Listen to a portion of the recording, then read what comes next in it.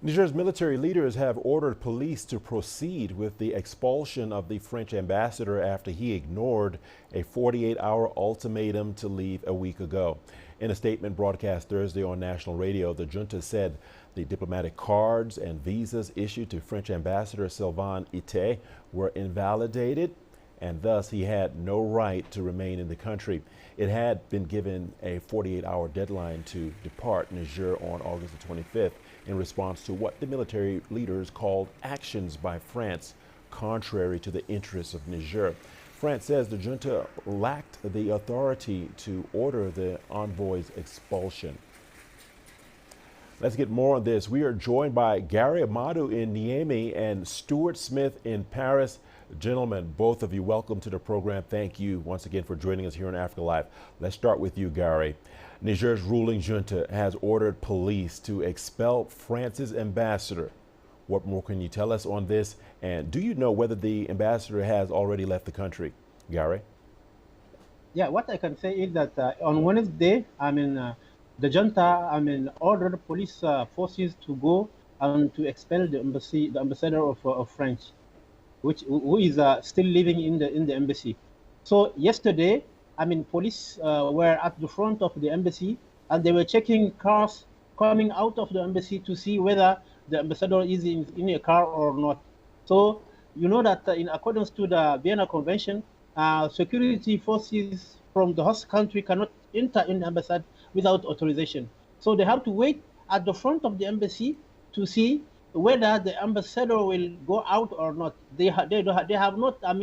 They cannot enter in the embassy. So we are in this situation in which French said that it did not recognize the junta as a legal ruler of the country. They consider Bazoum Mohamed as the president of Niger.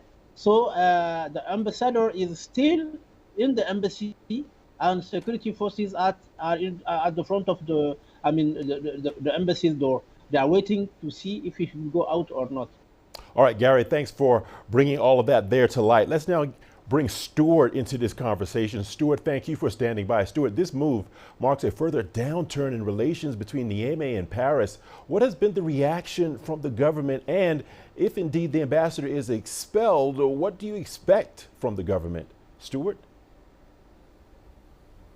Well, Paris sees this as an opportunity to show it is committed to what it describes as the legitimate president in Niger. It's also saying it's committed to any ECOWAS proposal that might undo the coup that has happened. So for Paris, it's important not to adhere to any demands of the government it sees as illegitimate, and this is part of that by keeping its ambassador in place, as well, of course, as the French military in Niger as well. 1,500 troops, and a statement from the French army on Thursday said it was ready to respond to any upturn in tension that could harm the French diplomatic and military premises in Niger. France saying that it's ready to protect that embassy should troops try to enter to remove that ambassador by force. But the latest from the Elysee is that the ambassador will remain until the correct president is back in power. Indeed, there's no sign that the military junta would attempt